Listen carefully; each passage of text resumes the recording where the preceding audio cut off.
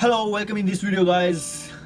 आज हम बात करेंगे कुछ थोड़ा और मैं आपको क्लियर करूंगा स्टूडेंट वीज़े के बारे में और कुछ आपके जो कुछ क्वेश्चंस होते हैं कि भाई हमारे को कुछ कोरियन लैंग्वेज के लिए क्या करना चाहिए और D2 वीज़े के लिए क्या करना चाहिए। आज हम इन बातों को थोड़ा और क्लैरिफाई करेंगे गाइस। कुछ दो चार पॉइंट्स मैं आपको और बताऊंगा अच्छे अच्छे जो आपको आपके लिए फ़ायदेमंद रह सकते हैं। अगर आपको कोरियन लैंग्वेज में एडमिशन लेना है तो क्या आपको आइल्स और टोइक वगैरह या और जितने भी इंग्लिश के जो टेस्ट हैं क्या आपको उनकी ज़रूरत है।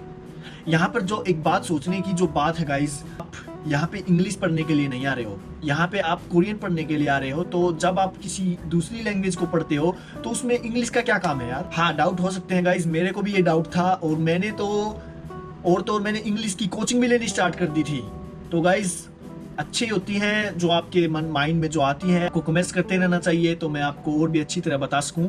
तो गाइज मैं आपको क्लियर कर देता हूं, अगर आपको कोरियन लैंग्वेज सीखना है कोई भी जरूरत नहीं है इंग्लिश सीखने की, क्योंकि आप कोई एक दूसरी लैंग्वेज सीखना चाहते हो उसमें इंग्लिश की कोई जरूरत नहीं है गाइस। कोई यहाँ पे ऐसा कोई वो नहीं है कि अगर आपके पास इंग्लिश नहीं होगी तो आप कोरियन नहीं सीखते। कौन कौन इस लैंग्वेज कोर्स को अप्लाई कर सकता है? देखो, हर कोई इस लैंग्वेज को अप्लाई कर सकता है क्योंकि आपके पास सारे राइट्स हैं, आप खुले हो, फ्रीडम है आपके पास, आप कुछ भी सीख सकते हो, कहीं पे भी जाके आप कुछ भी कर सकते हो।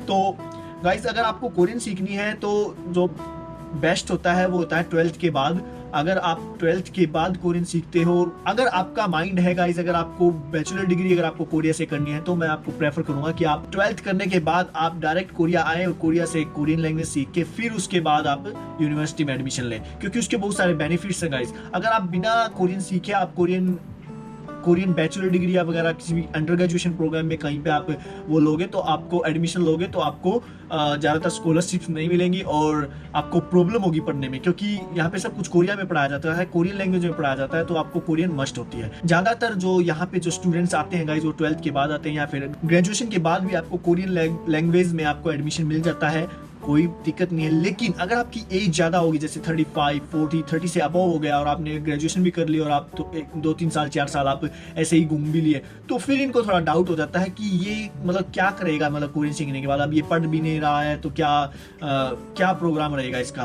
तो उसके लिए फिर आप बोल सकते हैं कि मैं यहाँ से मास्टर ग्रेजुएशन करना चाहता हूँ तो इसलिए मैं कोरियन पढ़ रहा हूँ।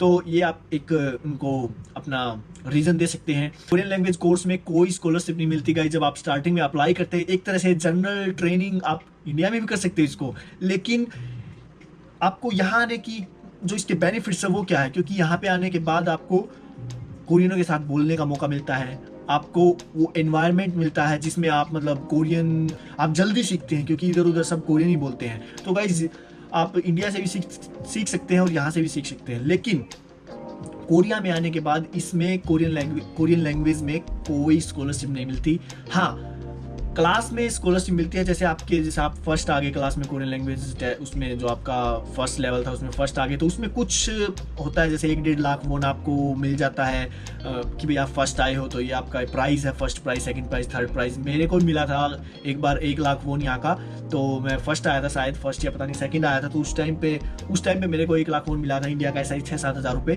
तो आपको गाइज यहाँ पे क्लियर होना चाहिए कि कोरियन लैंग्वेज में जब आप स्टार्टिंग में अप्लाई करते हैं तो उसमें कोई भी स्कॉलरशिप नहीं मिलती। क्या कोरियन लैंग्वेज में एडमिशन लेने के लिए आपके जो 12th के मार्क्स है वे डिपेंड करते हैं। वे देखो डिपेंड्स करता है, वो आपको एक बार देखते हैं कि आप कहाँ भी पढ़ने वाला है या नहीं है, आपके मार्क्स कैसे हैं। आपके अगर 70% से अबव भी है, 65 भी है, 60 भी है, तब भी आप कोरियन में एडमिशन ले सकते हैं। तो उसके लिए आपको कोई ये नहीं है कि भाई 90% होने चाहिए तभी आपको कोरियन लैंग्वेज में मिलना, क्योंकि वो एक अलग है। आप अपना 12th में क्या कर रहे हो और कोरियन सीखने का एक अलग वो है गाइज। अगर आप यूनिवर्सिटी में एडमिशन ले रहे हैं तब आपके 12th के जो मार्क्स है वो अफोर्ड करेंगे, मतलब उनका कोई काम होगा। तो कोरियन लैंग्वेज के लिए कोई इतना ज़्यादा मायने नहीं है कि आपके 12th में मार्क्स कितने होने चाहिए। उसके बाद गाइज अब हम बात करते हैं कि हम फिर ये कोरियन लैंग्वेज सीखते क्यों हैं, जब इसका कोई कहीं पे वो ही नहीं है।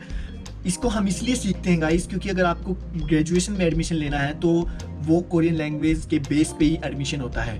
तो उस एडमिशन के लिए आपको, जैसे भी आप कोरियन लैंग्वेज में आप परफेक्ट हो, आपके पास 6 लेवल हैं, तो फिर आपको उस 6 लेवल के बेस पे आपको जब एडमिशन लोगे ग्रेजुएशन में तब आपको स्कॉलरशिप मिलती है गाइस। वो स्कॉलरशिप क्या होती है, जैसे आपके 6 लेवल है तो ज़्यादातर यूनिवर्सिटी आपको 1 साल आपको फ्री देती है, मतलब 1 साल आपका जो यूनिवर्सिटी का जो 2 सेमेस्टर होते हैं 1 साल में, तो वो आपको बिल्कुल फ्री मिलेंगे पढ़ने के लिए। उसके बाद क्या होता है गाइज, जैसे आपके 6 लेवल हैं तो कोरियन जो टेस्ट है आपका, जो टॉपिक टेस्ट होता है उसमें अगर 6 लेवल है और आपके जो पिछली जो सेमेस्टर थी 1 साल करने के बाद जो आपका एक जो सेमेस्टर लास्ट सेमेस्टर है, उस लास्ट सेमेस्टर में अगर आपके ग्रेड्स 4.5 में से अगर 4 की ग्रेड से ऊपर आ गए, जैसे 4 की ग्रेड आ गई आपको, मतलब 4.5 से 4 की ग्रेड आ गई, तो आपको फिर दोबारा 100% वो आपको स्कॉलरशिप देते हैं कि आपको फीस भरने की कोई जरूरत नहीं। तो ये होता है कोरियन लैंग्वेज का पूरा प्रोसेस कि हमारे को क्यों कोरियन लैंग्वेज सीखनी होती है और कोरियन लैंग्वेज के क्या बेनिफिट्स हैं। तो आपको यूनिवर्सिटी में अगर एडमिशन लेना है तो तभी आपको इसको ज़्यादातर इसका बेनिफिट्स मिलता है। और अलग से आपको जैसे आप यूनिवर्सिटी में ग्रेजुएशन करते हैं तो उस टाइम पे अलग से कोरियन गवर्नमेंट भी कुछ स्कॉलरशिप्स देती है स्टूडेंट्स के लिए, वो भी आप अप्लाई कर सकते हैं। उसमें भी कोरियन जो टेस्ट है, कोरियन लैंग्वेज टेस्ट है, वो बड़ा एक तरह से बड़ा इंपॉर्टेंट चीज़ होती है। और कहीं भी आप अगर मान लो कहीं पे कोरिया में आप जॉब वगैरह करोगे तो उसमें भी आपको कोरियन लैंग्वेज टेस्ट की बहुत ज़्यादा जरूरत होती है। तो ये एक तरह से बहुत मस्त चीज़, अगर आपको कोरिया में रहना है, कोरिया में रहने की सोच रहे हैं या फिर यहाँ पे अपना PR वगैरह लेने की सोच रहे हैं, तो कोरियन लैंग्वेज तो आपको सीखना ही पड़ेगा गाइस। उसके बाद जो बात है गाइस, यूनिवर्सिटी में आने के बाद जो यूनिवर्सिटी में स्कॉलरशिप्स होती हैं वो एक तो कोरियन लैंग्वेज के बेस पे मिलती है और यूनिवर्सिटी अलग से भी बहुत सारी स्कॉलरशिप प्रोवाइड करती है। अब मैं आपको बात बताता हूँ गाइज, क्या आप कोरियन लैंग्वेज सीखते सीखते आप काम कर सकते हो? जैसे कि आप कोरिया में आए एज ए कोरियन लैंग्वेज सीखने के लिए, तो उसमें क्या होता है गाइज, आपको काम अलाउड नहीं होता, आप काम नहीं कर सकते 6 मंथ्स के लिए। अगर आपको काम करना है तो गाइज आपको 3 मंथ्स के बाद आपको क्या करना होता है, अप्लाई करना होता है। अगर आप कहीं पे काम करना चाहते हैं तो जो जिसके साथ आप काम करना चाहते हैं उस मालिक के साथ कॉन्ट्रैक्ट बना के आपको इमिग्रेशन में अप्लाई करना होता है। उसकी फीस होती है 1 लाख वोन के हिसाब, मेरे हिसाब से 6-7 हज़ार रुपये होती है उसकी फीस। अगर आप उसको एक बार अप्लाई कर देते हैं तो उसके बाद आपको कुछ 1 वीक में इतने घंटे काम कर सकते हो, कुछ ऐसे ही होते हैं 40 घंटे के आसपास 1 वीक में, उसमें कुछ भी नहीं होता। तो ये बस एक तरह से आपका क्या हो जाता है कि हाँ ये मैंने वहाँ पे अप्लाई कर रखा है और मैं काम कर सकता हूँ। तो उसके अलावा आप फिर भाई वीक में 40 घंटे काम करो, 100 घंटे काम करो, कोई बात नहीं, कोई प्रॉब्लम नहीं गाइस, आप 100% आप कर सकते हैं। अगर आप कोरियन लैंग्वेज सीख रहे हैं और अगर आप D2 वीज़े में है, मतलब ग्रेजुएशन में हो, तो ग्रेजुएशन में भी आप 100% आप काम कर सकते हो, बट उसके लिए भी आपको अप्लाई करना होगा। तो गाइज काम क्या क्या कर सकते हैं आप D4 वीज़े में? देखो आपको 4 घंटे की क्लास होती है एक दिन में, तो 4 घंटे के लिए आपको 4 घंटे आपको क्लास में अगर आप प्रेजेंट रहेंगे तो उसके बाद स्कूल वालों को कोई प्रॉब्लम नहीं, आप कहीं भी जाएं तो आप कहीं भी काम करो, पूरी रात काम करो या दिन में काम करो, बट आपको अपनी प्रेजेंट जो आपको क्लास में जो अटेंडेंस होती है वो आपको दिखानी पड़ेगी। अगर वो नहीं होगी तो फिर यूनिवर्सिटी आप पे शक करेगी कि ये कहाँ है, आपको ढूंढेगी, आपको फिर इमिग्रेशन में आपका वो दे देगी, तो फिर वो इमिग्रेशन आपको ढूंढेगी, तो वो फिर पंगा हो जाएगा। तो बस अपनी